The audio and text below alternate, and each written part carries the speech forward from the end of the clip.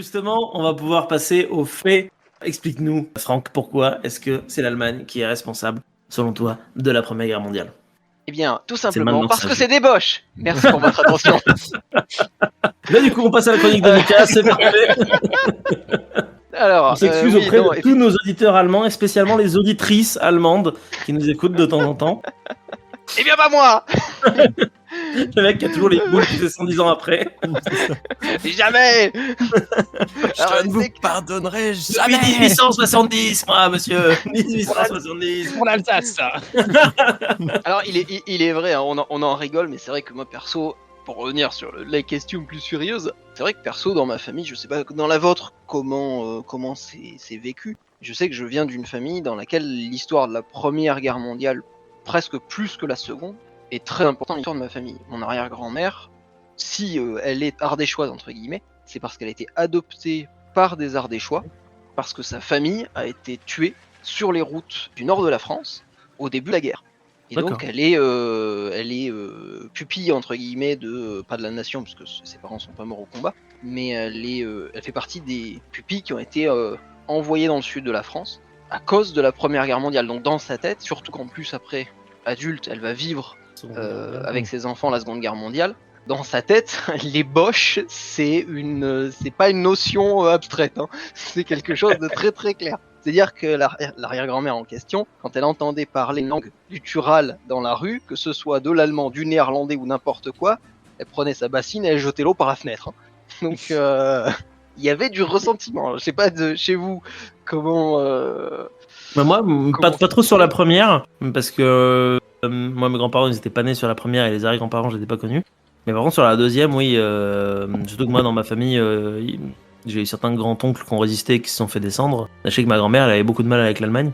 Et paradoxalement, du coup, s'est mis en couple avec un Suisse qui parlait allemand. Donc, du coup, pour le coup, la langue gutturale, bah, elle n'y a pas échappé. Mais oui, je pense que ouais, c'est des périodes où c'est compliqué, quoi. Moi, je sais pas, c'est une bonne question. Je sais pour la seconde à peu près où est-ce qu'on se situait à ce moment-là. Par contre, la première, c'est une très bonne question. Pas Bah, sûr sur ces que- 110 ans, quand même. Hein. Ah, c'était il y a quand même un petit moment, hein, Ouais. donc. Bah, je sais que par exemple, dans les choses qu'on a retrouvées dans ces affaires, on a retrouvé un portrait de celui qu'on suppose être son père en uniforme de poilu. Ok. Donc c'est quelque chose, tu vois, où nous on a encore de la Ouais, mémoire ça parce fait un truc, que ouais. on a des photos, on a des objets et on a le vécu qui a été très retransmis après à ses enfants. Mm. Même s'ils sont pas eux-mêmes, mes grands-parents n'étaient pas particulièrement anti-allemands pour être anti-allemands, mais il y avait un petit, on sentait qu'il y avait un petit quelque chose quand même qui restait. Du coup, ça fait de toi un spécialiste pour nous expliquer pourquoi c'est bien la faute des Allemands. Exactement, je suis pas du tout biaisé. Au moins, c'est clair, on a l'histoire de famille, donc on sait de quel point de vue on part. Quoi. Alors, évidemment, on va développer un petit peu après le sujet. Ces derniers temps, j'ai quand même eu l'impression régulièrement de voir passer sur Internet des idées qui sentent parfois bon le révisionnisme historique, qui tendent à vouloir expliquer que oui, mais en fait, la Première Guerre mondiale, c'est la faute de tout le monde, et du coup, c'est la faute de personne. Sauf que ça, dans les faits, eh ben, c'est pas vrai. Il y a quand même des responsables qui sont tout à fait nommables, d'ailleurs, hein. Au-delà même des appareils et des pays, il y a des individus qui ont été beaucoup plus responsables de la Première Guerre mondiale que d'autres. Et ce serait bien de rappeler quand même un peu ce pourquoi du comment et les responsables derrière cette idée. Déjà, on pourrait partir de point de vue, on va dire, basique dans la guerre, qui est que le responsable, c'est celui qui déclare la guerre. Dans ces cas-là, les responsables sont très clairement identifiés, il y en a deux, l'Autriche-Hongrie et l'Allemagne. On pose ça comme ça cash, c'est très clair. Les deux pays qui vont déclarer les premiers les hostilités et quasiment à tout le monde, c'est l'Autriche-Hongrie et l'Allemagne. L'Autriche-Hongrie d'abord vers la Serbie, et lorsque les Russes se déclarent pour protéger la Serbie, l'Allemagne déclare la guerre à la Russie et à la France immédiatement, parce que leur plan de bataille prend en compte justement ce potentiel encerclement d'Est à l'Ouest, lié aux alliances dont on a parlé rapidement tout à l'heure. Donc de ce point de vue-là, il me paraît assez clair qu'on a deux coupables. Maintenant, on pourrait quand même aller un petit peu plus loin. Est-ce que les Allemands sont tous responsables de la Première Guerre mondiale ? Non, ça paraît quand même un peu con, comme pour le dire franchement, comme point de vue. On pourrait donc se pencher sur les cabinets de guerre de l'Empire austro-hongrois et de l'Empire allemand. Parce que si l'Autriche-Hongrie déclare la guerre à la Serbie, c'est aussi et avant tout parce qu'elle sait avoir le soutien militaire de l'Allemagne. En effet, les militaires allemands, notamment, commencent à avoir de plus en plus peur de leurs voisins russes. Pour l'État, en 1914, ils savent qu'ils ont toujours un certain ascendant militaire, ne serait-ce que grâce à leur vitesse de conscription, grâce à leur réseau de chemin de fer qui leur permet de déployer facilement et efficacement leurs soldats, et grâce à un équipement qu'ils jugent bien meilleur que l'équipement notamment russe. Et ce sont des constats qui sont assez corrects, qui auront des impacts d'ailleurs un peu plus loin dans le conflit. Les Allemands donc ont assez peur de la puissance russe, puisque même si en l'état ils sont en capacité, se disent-ils, de vaincre, ils ont surtout peur que, armée entre guillemets de l'argent des banques françaises, la Russie s'industrialise, et qu'elle s'industrialise autant que l'Allemagne. Parce que si ça venait à être le cas, se poserait un petit problème, une équation mathématique assez simple pour l'Allemagne, qui est l'écart de population, puisque l'Allemagne, à cette période, on est autour de 80 millions d'habitants dans l'Empire allemand, et on est autour de 126 millions d'habitants dans l'Empire russe. Je ne dis pas de bêtises au niveau des chiffres. Donc, on va avoir une Allemagne qui commence à trembler un petit peu, parce qu'elle sait que donc à l'est, il y a un géant qui est en train de se lever, et parce qu'à l'ouest se trouve la France, un pays qui, depuis maintenant plusieurs décennies, déteste cordialement, et même Pas cordialement, Même pas d'ailleurs. cordialement. presque quasiment, j'allais dire de manière constitutionnelle, l'Allemagne. L'Angleterre a été remplacée. Ouais, ça- C'est ça. Alors, on reviendra un tout petit peu après sur le pourquoi tout le monde se déteste et pourquoi tout le monde veut étriper tout le monde.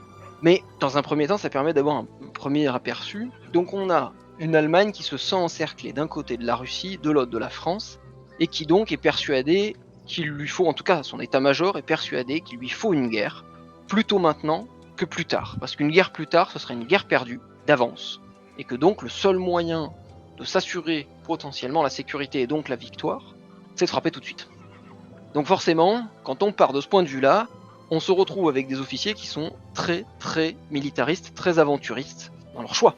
Je pense que c'est assez facile à comprendre.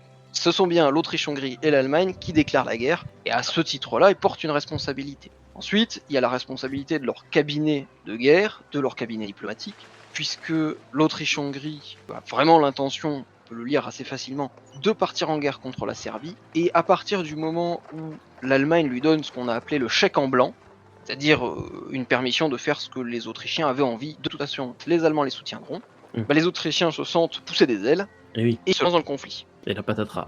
La patatras. Après, il y a d'autres D'autres puissances raisons. qui ont quand même poussé, même dans l'immédiateté autour de l'assassinat et avant la déclaration de guerre, première déclaration de guerre au 28 juillet, quand même 2-3 autres pays qui ont commencé à bouger.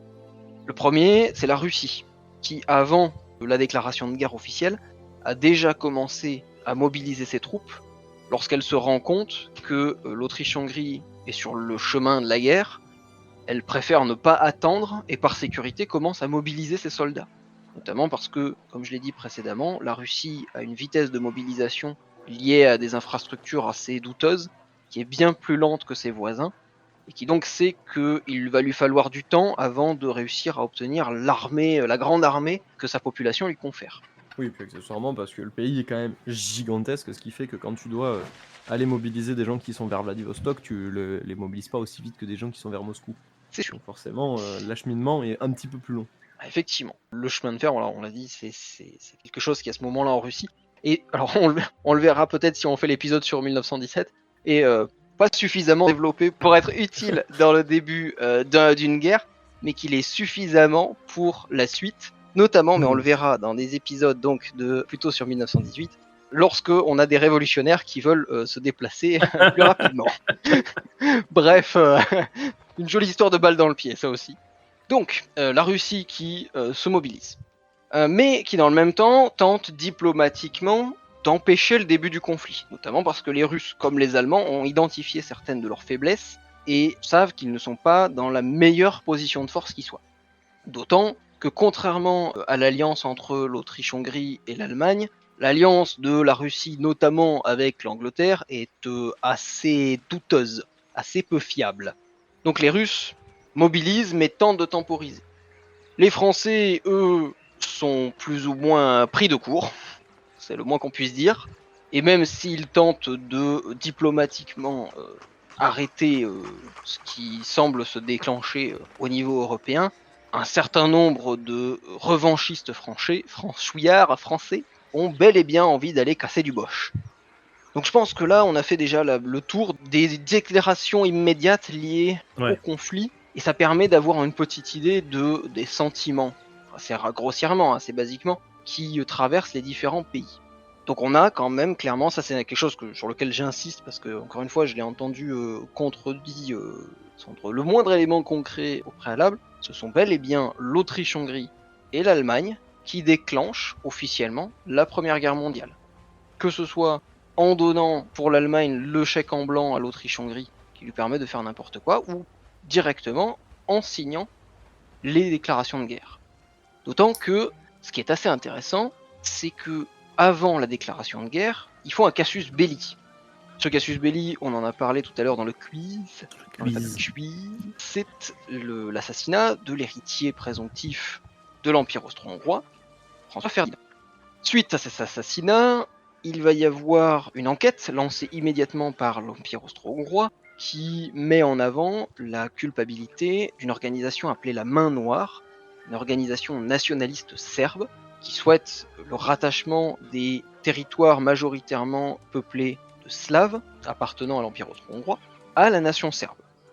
Par conséquent, la tension monte très vite entre la Serbie et l'Autriche-Hongrie, et ce, malgré une position officielle de la Serbie plutôt compatissante à l'égard de l'Autriche-Hongrie, même si au niveau de la population, on sent qu'il y a un en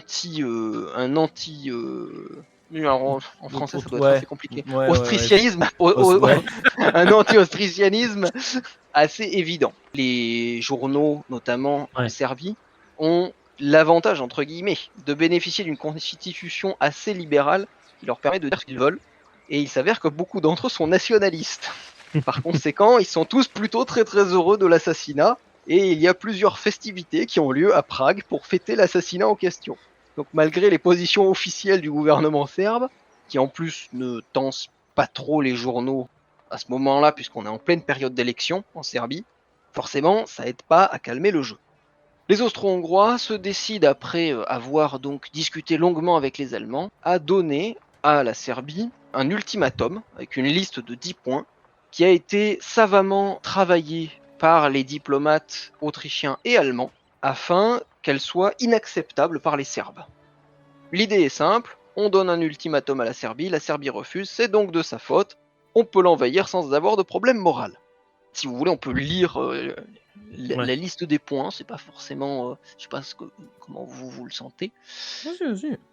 Le gouvernement royal serbe s'engage en outre 1. À supprimer toute publication qui excite à la haine et au mépris de la monarchie, si on parle de la monarchie austro-hongroise, et dont la tendance générale est dirigée contre son intégrité territoriale. Bon, premier point qui pas complètement délirant vu la situation. Ok. On parle quand même de museler la liberté de la presse. Donc. Oui, mais déjà dans le contexte de 1914 et de certains discours de haine, on rappellera quand même à nos chers auditeurs que les discours de haine sont toujours punis, passibles de potentiellement de poursuite, en fonction du niveau de discours de haine que vous tenez dans les médias. Tout à fait. Parce que quand on parle de discours, j'en ai eu l'occasion de voir, côté français en tout cas, certains discours de certains journaux, et aujourd'hui aussi, il serait poursuivi. Même contre les Allemands, tout ça, c'est... Comment dirais-je ? Je sais pas s'il y a des manières polies d'expliquer ce qui est dit dans ces journaux, mais on est beaucoup dans la haine. Après, on le verra, il y a des raisons à ça. Bon, un premier point qui appelle, entre guillemets, à de la censure, mais qui n'est pas, d'un point de vue diplomatique, complètement inacceptable. Surtout dans le contexte de 1914. Point numéro 2. À dissoudre immédiatement la société dite Narodna Obrana, c'est-à-dire la main noire, à confisquer tous ses moyens de propagande et à procéder de la même manière contre les autres sociétés et affiliations en Serbie qui s'adonnent à la propagande contre la monarchie austro-hongroise. Le gouvernement royal prendra les mesures nécessaires pour que les sociétés dissoutes ne puissent pas continuer leur activité sous un autre nom et sous une autre forme. Là déjà, on rentre un peu plus dans le vif du sujet, puisque on appelle donc directement à supprimer une organisation, considérés comme terroristes donc par les Austro-Hongrois. Troisième point, à éliminer sans délai de l'instruction publique en Serbie, tant en ce qui concerne le corps enseignant que les moyens d'instruction, tout ce qui sert ou pourrait servir à fomenter la propagande contre l'Autriche-Hongrie. Alors là, tout à l'heure, on parlait de censure. Là, on rentre carrément dans les programmes scolaires. Quatrième point, à éloigner du service militaire, de l'administration en général, tous les officiers fonctionnaires coupables de propagande contre la monarchie austro-hongroise et dont le gouvernement impérial et royal se réserve de communiquer les noms et les faits au gouvernement royal. Là, on passe carrément une belle marche. Si je l'aime pas, tu le vires. Attention, on Cinquième parle aussi point. de militaires, hein, ce qui veut donc dire que ça, tu affaiblis ta propre armée. Même pas que de militaires, hein, puisque c'est service militaire et l'administration en général. Ça veut dire n'importe quel diplomate, n'importe quel individu qui, en plus, vu les termes, coupable de propagande contre la monarchie, peut y mettre plus ou moins tout et n'importe quoi. Hein. Ouais, en plus Cinquième de point. ça, là où c'est vicieux, c'est qu'en plus de ça, c'est elle-même qui définit ce qu'est le niveau de propagande, et c'est marqué. Et oui. C'est justement ça qui pose problème, c'est que en fait, ils mettent carrément leur nez dans les affaires de la Serbie. Et Oui. c'est pour ça que c'est inacceptable. Mais on verra que les Serbes sont très malins. On va voir que les Serbes sont particulièrement malins. Cinquième point, accepter la collaboration de la Serbie, en Serbie, des organes du gouvernement impérial et royal dans la suppression du mouvement subversif dirigé contre l'intégrité territoriale de la monarchie. C'est extrêmement vague et ça peut vouloir dire accepter des troupes sur son sol. Ouais. Donc chouette. Sixième point, à ouvrir une enquête judiciaire contre les partisans du complot du 28 juin, donc l'assassinat de François Ferdinand, se trouvant sur le territoire serbe. Des organes délégués par le gouvernement impérial et royal prendront part aux recherches relatives. Alors là, on a carrément la demande de faire rentrer la police austro-hongroise sur le territoire serbe. Voilà, si c'était pas suffisamment clair dans le point d'avant. Septième point, à procéder d'urgence à l'arrestation du commandant Vojja Tanković et du surnommé Milan Ciganović, employé de l'État serbe, compromis par les résultats de l'instruction de Sarajevo. Deux individus qui ont participé donc à l'assassinat. Bon, pour le coup, demander l'arrestation de gens qui ont participé à un assassinat, ça paraît quand même logique. Numéro 8. Empêcher par des mesures efficaces le concours des autorités serbes dans le trafic illicite d'armes et d'explosifs à travers la frontière, à licencier et à punir sévèrement les fonctionnaires du service frontière de Shabat et de l'Ojnica, coupables d'avoir aidé les auteurs du crime de Sarajevo en leur facilitant le passage de la frontière. Bon, alors le 8e point est un peu, à mon sens, un peu étrange, dans le sens où, de base, les gardes-frontières sont déjà censés arrêter le trafic d'armes et d'explosifs. Donc là, on accuse quasiment plus ou moins la Serbie de fermer les yeux sur du trafic d'armement. Point numéro 9. A donné au gouvernement impérial et royal des explications sur les propos injustifiables de hauts fonctionnaires serbes, tant en Serbie qu'à l'étranger, qui, malgré leur position officielle, n'ont pas hésité après l'attentat du 28 juin de s'exprimer dans des interviews de manière hostile à la monarchie austro-hongroise. Voilà, vous n'avez pas dit quelque chose de bien à propos de nous. Après l'assassinat, vous êtes virés. Et enfin, 10e point, d'avertir sans retard le gouvernement impérial et royal de l'exécution des mesures comprises dans les points précédents. Le gouvernement impérial et royal attend la réponse du gouvernement royal au plus tard jusqu'au samedi 25 de ce mois à 5h du soir. On rappelle que le document a été émis le 23. Donc ils ont 2 jours pour répondre. Ouais. Et on rappelle qu'il n'y a pas internet.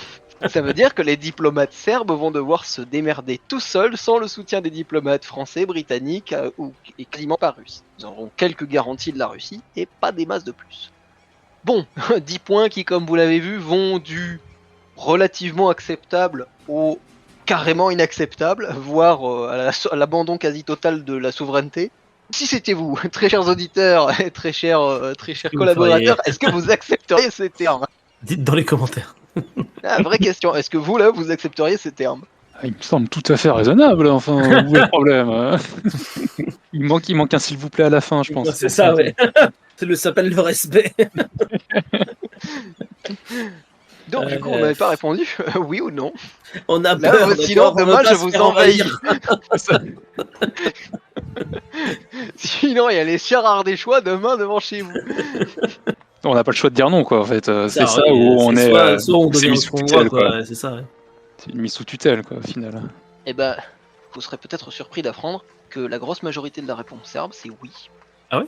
Et oui, on le sait assez peu, mais en réalité, la Serbie, par en l'occurrence sans doute d'excellents diplomates et d'excellents écrivains, a répondu un oui si élégant et si raffiné que les Austro-Hongrois se sont fait bien niquer au niveau diplomatique. Mais le mieux, c'est quand même de vous lire la dite réponse serbe. Ah bah On a vas-y, lu ouais. les demandes, puisque les Serbes ont répondu point par point, et il n'y a qu'un seul point sur lequel les Serbes ont refusé l'ultimatum. Ils ont accepté 9 des 10 points qu'on a énoncés précédemment. L'un étant un peu tangentieux parce qu'il est tellement peu clair qu'il n'y a pas grand chose à accepter. Numéro 1.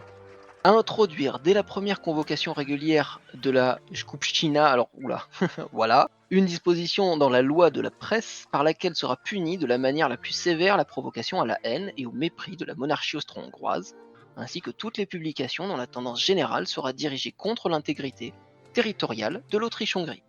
On est sur un premier point, je pense, qui est entièrement et absolument accepté. Et ils vont jusqu'à dire qu'ils se chargeront de réviser la Constitution de manière à ce que les publications de l'ordre du statut soient impossibles et confisquées. On est sur un oui très très fort. Point numéro 2.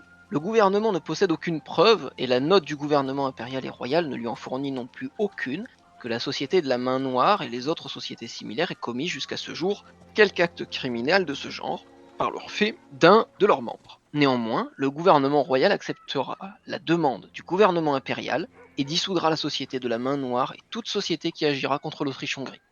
Donc on est sur un deuxième gros oui, et ce, en posant au passage le fait qu'il n'y a aucune preuve apportée à ce jour, et malgré tout ils acceptent. Donc en plus, la Serbie se permet d'être beau prince. Point numéro 3. Le gouvernement royal serbe s'engage à éliminer sans délai de l'instruction publique en Serbie tout ce qui sert ou pourrait servir à fomenter de la propagande contre l'Autriche-Hongrie, quand le gouvernement impérial et royal lui fournira des faits et preuves de cette propagande. Là encore, un joli oui, très bien tourné, qui demande évidemment des preuves. Ah, mais c'est Mais un malin. oui, techniquement c'est un oui. Quatrième point, le gouvernement royal accepte, du moins d'éloigner du service militaire ceux dont l'enquête judiciaire aura prouvé qu'ils sont coupables d'actes dirigés contre l'intégrité du territoire de la monarchie austro-hongroise. Il attend que le gouvernement impérial et royal lui communique ultérieurement les noms et les faits des officiers et des fonctionnaires afin que la procédure puisse être mise en place. Donc la Serbie accepte, sous preuve, relativement preuve, d'écarter de son armée des officiers anti-autrichiens. On est quand même sur une concession Ouais. costaud. Hein. Cinquième point, le gouvernement royal doit avouer qu'il ne se rend pas clairement compte du sens de la portée de la demande du gouvernement impérial, tendant à ce que la Serbie s'engage à accepter sur son territoire la collaboration des organes du gouvernement impérial et royal. Mais il déclare qu'il admettra toute collaboration qui répondrait aux principes du droit international et de la procédure criminelle, ainsi qu'au bon rapport de voisinage. Donc là, non seulement ils se permettent de dire oui, mais avec un doigt au milieu. Sixième point, le gouvernement royal, cela va de soi, considère que son devoir d'ouvrir une enquête contre tous ceux qui sont éventuellement ou auraient été mêlés au complot du 28 juin et qui se trouveraient sur le territoire du royaume. Quant à la participation à cette enquête des agents des autorités austro-hongroises qui seraient délégués à cet effet par le gouvernement impérial, le gouvernement royal ne peut pas l'accepter car ce serait une violation de la Constitution et de la loi sur la procédure criminelle. Cependant, dans des cas concrets, des communications sur les résultats de l'instruction en question pourraient être données aux organes austro-hongrois. Seul point sur lequel les Serbes disent non, et encore, c'est un non, mais. Ouais, c'est ça. Ouais. Même là, ils sont en mode. Non, mais en vrai, on veut bien si vous faites un effort de compréhension. Quoi. Septième point, le gouvernement royal a fait procéder, dès le soir même de la remise de la note, à l'arrestation des deux individus, pour lesquels la monarchie s'était inquiétée. Ils ont arrêté le premier, et le deuxième, qui n'a pas pu être joint, n'a pas encore pu être arrêté. Mais le gouvernement royal est prié de bien vouloir, dans la forme accoutumée, faire connaître le plus tôt possible les présomptions de culpabilité ainsi que les preuves éventuelles de culpabilité recueillies jusqu'à ce jour aux fins d'enquête ultérieure. Donc ils ont carrément arrêté un type sans avoir reçu de preuves pour accepter le point numéro 7. Là encore, je pense qu'on est sur un gros oui. Huitième point, le gouvernement serbe renforcera et étendra les mesures prises pour empêcher le trafic illicite d'armes et explosifs à travers la frontière. Il va de soi qu'il ordonnera tout de suite une enquête et punira sévèrement les fonctionnaires des frontières qui ont manqué à leur devoir et fait passer les auteurs du crime de Sarajevo. Là encore, grand oui. Neuvième point, le gouvernement royal donnera volontiers des explications sur les propos de ses fonctionnaires, tant en Serbie qu'à l'étranger, qu'ils ont tenus après l'attentat dans les interviews et qui, d'après l'affirmation du gouvernement impérial, ont été hostiles à la monarchie, dès que le gouvernement impérial lui aura communiqué les passages en question de ses propos, et dès qu'il aura démontré que les propos employés sont effectivement tenus par les dix fonctionnaires, propos au sujet desquels le gouvernement royal aura lui-même soin de recueillir des preuves et convictions. Là encore, un magnifique oui avec un gros majeur au milieu, en leur disant quelles sont les preuves, connard. Et enfin le 10e point, le gouvernement royal informe le gouvernement impérial et royal de l'exécution de mesures comprises dans les points précédents, en tant que cela n'a pas été fait par la présente note. Aussitôt que chaque mesure aura été ordonnée exécutée dans le cas où le gouvernement impérial ne serait pas satisfait de cette réponse, le gouvernement royal serbe, considérant qu'il est l'intérêt commun de ne pas précipiter la solution de cette question, est prête, comme toujours, à accepter une entente pacifique en remettant la question soit à les décisions du tribunal international de La Haye, soit aux grandes puissances qui ont part à l'élaboration de la déclaration de ce que le gouvernement serbe a fait à la date du 31 mars 1909. Autrement dit, le gouvernement serbe est quasiment prêt à se mettre sous la tutelle du tribunal international de La Haye. Je pense qu'on est sur un oui puissance T-max. Je sais pas ce que vous en pensez, mais je trouve qu'effectivement, les commentaires qui ont qualifié la réponse serbe de magnifique sont assez C'est loin de la véridique. vérité en fait. Oui, c'est clair. La C'est loin de la vérité parce que c'est mieux que ça en fait. Les mecs ils ont juste répondu point par point. Ils peuvent que botter en touche en fait les Allemands à ce moment-là. Et bien effectivement, c'est un peu ce qui se passe d'ailleurs, puisque l'empereur allemand, lorsqu'il apprend plus ou moins la tenue de la note, se persuade qu'en fait il n'y aura pas de guerre, puisque tous les Serbes ont accepté. Et ce n'est que après quelques jours, et après notamment, qu'on lui expliquait l'art et la manière qu'ont eu les Serbes de tourner les réponses, qu'il va comprendre qu'effectivement, l'empire austro-hongrois et l'empire allemand, de toute façon, n'ont plus vraiment l'envie de faire marche arrière, à part de passer un peu pour des pignoufs. On précisera aussi que les diplomates allemands, à ce moment-là, ont déjà conscience que potentiellement les Serbes auraient pu accepter ces demandes, et en fait ils étaient prêts à en rajouter de nouvelles, jusqu'à ce que les Serbes finissent par dire non. Ouais. Donc je pense qu'on peut dire, avec ça, qu'on a bel et bien une diplomatie allemande et une diplomatie austro-hongroise qui sont entièrement responsables du début de la guerre. Voilà, en tout cas, pour de le la coup, guerre en 1914. Après, Le reste. peut-être se poser des questions sur un peu avant, mais je ne sais pas si je vous ai convaincu, mais il me semble quand même que on a deux gouvernements, ou en tout cas deux corps diplomatiques, puisqu'on n'omettra pas de dire aussi que, par exemple, le chef des affaires étrangères de l'Empire austro-hongrois va mentir à l'empereur Ouais. pour faire déclencher le conflit, ce qui n'est pas. Bah non. Ouais, ils avaient vraiment envie de se taper la Serbie et la Russie, quoi, grosso modo. C'est un peu ça, c'est un peu beaucoup ça. Ils avaient vraiment très envie. Ok. La question, bien sûr, c'est pourquoi. La grande question, c'est pourquoi est-ce que l'Autriche a envie d'annihiler la Serbie et pourquoi est-ce que l'Allemagne est prête à faire un chèque en blanc à l'Autriche, quitte à déclencher une guerre contre la Russie et la France. Ça paraît quand même assez délirant comme choix de se jeter à corps perdu tout de suite dans une bataille, même si on a vu qu'il y avait des raisons stratégiques pour les Allemands. On pourrait se dire que la diplomatie peut toujours l'emporter. Bah, peut-être que tout le monde avait l'air de penser qu'en 14 que ça serait réglé rapidement en fait, et au final non quoi. Effectivement, il y a un peu de ça. Tu dis tu y vas, tu tabasses et après t'es là tu fais ah voilà c'est bon c'est fait, non on n'en parle plus, hop. Au départ, les Allemands espèrent que le conflit restera entre l'Autriche-Hongrie et la Serbie, qu'il n'y aura pas d'intervenant extérieur, que l'Autriche-Hongrie étripera la Serbie et que ce sera réglé. Bon, pas de bol pour l'Autriche-Hongrie, après le début du conflit, la Serbie va résister jusqu'à l'entrée en guerre de la Bulgarie en 1915, parce que les Serbes sont très énervés. Et puis ils n'ont pas forcément apprécié de recevoir une jolie missive qui leur intime l'ordre de faire ce qu'on leur demande Et puis de dire oui et après de se faire quand même envahir derrière. c'est ça. Ouais, ils ont peut-être pas apprécié, effectivement. Mais aussi, il y a d'autres mécanismes. Le premier, déjà, je pense le plus évident pour nous en tant que bon Franzose, c'est la haine que la France porte à l'Allemagne, à l'Empire allemand, depuis 1871, depuis la guerre franco-prussienne, à la fin de laquelle l'Alsace et la Moselle sont arrachées à la France et incorporées à l'Empire allemand. Premièrement sous des prétextes de langue allemande commune et de culture germanique commune. En réalité, surtout et avant tout, pour des questions économiques, pour enlever une zone qui est assez industrielle, qui est l'Alsace, à la France et donc l'affaiblir tout autant en l'isolant de la scène internationale. C'est d'ailleurs le grand échec de Guillaume II, empereur allemand, vis-à-vis de la politique de Bismarck, c'est que Bismarck va miser toute sa politique après la guerre de 1871 sur l'isolement international de la France, quitte à être plus conciliant avec les autres puissances, notamment la Grande-Bretagne, là où Guillaume, qui ne veut plus vivre dans l'ombre de Bismarck, va décider qu'il fait que ce qu'il veut, parce que c'est lui l'empereur, et que s'il veut des colonies, même s'il n'arrive pas à les gérer, eh ben, il les aura, et que s'il faut aller se battre contre les Anglais, les Français, les Russes en même temps, eh ben, ils vont gagner. Eh ben, ils vont quand même le faire et ils vont y aller, yay. Yeah. Et puis comme ça, tout le monde saura que c'est nous les plus forts. Voilà, donc on peut, là encore, on pourrait quand même pointer du doigt très très fort la responsabilité de l'empereur allemand, qui n'est pas forcément quelqu'un de très compétent, ni en termes diplomatiques, ni d'ailleurs par la suite en termes militaires. C'est pas lui qui dirige ses propres armées, ce sont avant tout ses états-majors. Donc on a cette haine entre la France et l'Allemagne. On a bien sûr la peur, on l'a dit tout à l'heure, de l'Allemagne vis-à-vis de la Russie.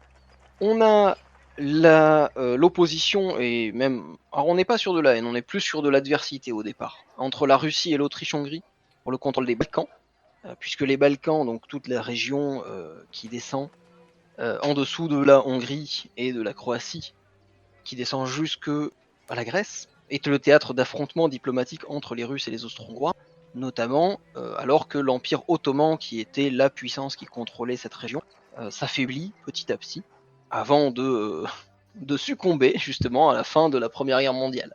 Donc on a ces deux puissances qui essayent de prendre la place de l'Empire ottoman.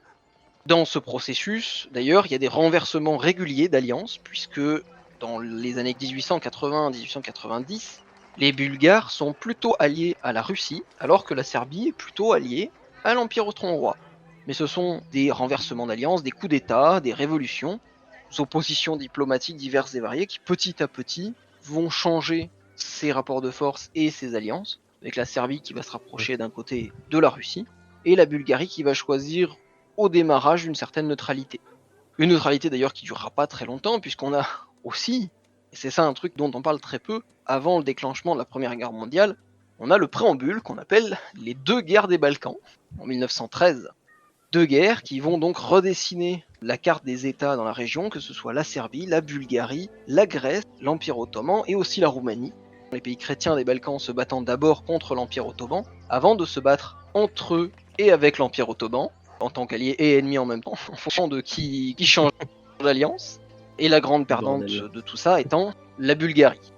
On a donc le jeu des Balkans, cette poudrière que certains ont considéré comme étant presque plus responsable que les Allemands et les Autrichiens, puisque on a tout un tas de nationalismes, on le disait au début, de différents peuples qui vivent en même temps les uns à côté des autres, et qui, n'appartenant plus au même empire, tentent, avec la montée des nationalismes, de se rattacher, et de faire rattacher leur région entière, même si elle n'est pas forcément majoritairement appartenant à leur nationalité, de les faire rattacher à des États auxquels eux ils s'identifient. Donc évidemment, pas de quoi mettre le feu aux poudres, hein, n'est-ce pas? Ah, j'aime l'humour. On l'a dit aussi dans le quiz. On a l'opposition entre les Allemands et les Anglais. Alors au départ, les Anglais sont pas forcément particulièrement opposés à l'Empire allemand. Ils le craignent à cause de sa puissance économique, mais à la fin du 19e siècle, l'Allemagne n'est pas en mesure de menacer l'Empire britannique. Celui-ci est extrêmement dominant sur les mers, et d'ailleurs il le restera pendant encore un moment. Le problème, c'est que justement notre Guillaume II, qui se rêve en grand colonisateur et en grand conquérant, pour aller occuper ses colonies en Afrique, notamment donc le Cameroun, la Tanzanie, la Namibie, dont on reparlera pour la Tanzanie juste après, je pense. Mais ne spoilons pas. Il va vouloir, pour s'assurer justement de ses colonies, construire une flotte capable de rivaliser avec la Grande-Bretagne. Alors le concept paraît pas trop illogique, surtout quand on regarde la puissance économique de l'Allemagne, on se dit bon, après tout, ils auraient quand même les capacités d'y arriver. Sauf que, c'est sans compter sur le bulldog anglais, qui repose toute sa stratégie de défense sur sa domination totale et inconditionnelle des mers. Et qui va donc décider que pour chaque dreadnought, c'est-à-dire chaque super croiseur de combat produit par les Allemands, ils en produiront 2, avant de décider d'en produire 3. Oups. Autrement dit, on est dans une course à l'armement que les Allemands ne peuvent pas gagner, déjà parce que les Anglais ont une très grosse longueur d'avance, et parce qu'ils mettent la totalité de leur effort militaire sur ce projet-là. Donc les Anglais vont petit à petit se mettre à détester les Allemands, non pas forcément pour des raisons aussi intimes que les Français, mais parce qu'ils se sentent de plus en plus menacés, et parce que les Allemands ne font pas grand-chose pour calmer les Britanniques, et pour leur faire avoir moins peur. Donc là, on est en 1914, on a fait le tour d'à peu près, je pense, tous les grands, à l'exception peut-être de 2 théâtres qui au départ ne sont pas envisagés, mais qui vont se rajouter. Le premier, c'est l'Empire ottoman, donc le perdant qu'on a vu tout à l'heure dans les Balkans, et qui craint notamment la Russie, qui est son ennemi juré depuis 300 ou 400 ans, et qui sent bien que, vu la faiblesse de ses troupes et de son administration, dans le cas d'une victoire inconditionnelle de la Russie, il pourrait très bien se faire dépecer par la suite. Autrement dit, les Ottomans se lancent dans la Première Guerre mondiale pas vraiment par les mêmes motivations que les autres, mais surtout parce qu'ils pensent, en tout cas ils se persuadent, que ne pas intervenir, c'est se soumettre au vainqueur, et qu'il vaut mieux jouer le tout pour le tout. C'est littéralement plus ou moins un pile ou face que fait l'Empire ottoman. Peut-être pas le bon pari, quoi, finalement. Avec le recul. Ouais, non, ils se sont un peu viandés, ouais. On peut dire ça, ouais. Surtout qu'en plus, l'Empire ottoman va se battre sur plusieurs fronts, hein, puisque a posteriori, à partir de 1915, il aura l'allié bulgare comme voisin. Les 2 autres voisins dans le conflit qu'il a au départ, ce sont la Russie et l'Empire britannique. Donc, bon, il part sur 2 adversaires un peu costauds, quoi. Surtout des gens que tu préfères avoir de ton côté et que malheureusement tu te mets à dos. Ouais, voilà, c'est pas super malin comme stratégie. Bah, malheureusement, mauvais choix. Et puis après, il y a l'autre côté de la balance et de la planète, avec l'Empire japonais, qui lui sent la bonne opportunité. Ils ont prouvé quelques années auparavant, en 1905, qu'ils étaient capables de faire jeu égal avec les Européens, en écrasant les Russes d'abord en Corée et en Mandchourie, puis sur la mer, avec la fameuse bataille de Tsushima, dont je crois elle a déjà été traitée dans une chronique. Ah ouais, la bataille de Tsushima. Je crois qu'on en a déjà parlé. Je ne suis pas C'est possible, on l'a évoqué. Allez voir tous les autres épisodes pour vérifier. Regardez tous les 200 épisodes et abonnez-vous aussi dans la foulée. Donc des Japonais qui reluquent pas mal les quelques colonies des Allemands dans le Pacifique, qui ont l'avantage d'être pas forcément très nombreuses, très mal équipées, très isolées, surtout vu l'écart de puissance combiné des flottes de l'Entente et des flottes des puissances centrales. Donc les Japonais se jettent dans le bain tout sourire, et ils vont à peu près réussir tout ce qu'ils avaient à entreprendre pour le coup, sans trop de difficultés. On a fait le tour du coup de tous les intervenants de 14, il faudrait peut-être juste pour finir mettre un petit point sur la puissance qu'on a évoquée tout à l'heure, qui n'est pas en guerre, mais qui est très courtisée, et on ne parle pas de la Bulgarie, mais bien de l'Italie, particulièrement courtisée, notamment parce que les 2 camps vont lui promettre des expansions territoriales qui pourraient intéresser en partie les Italiens. En effet, l'Italie, lors de sa formation, a dû céder ou renoncer à certains territoires appartenant ancestralement, soit à la maison de Savoie à l'ouest, soit à la République de Venise à l'est.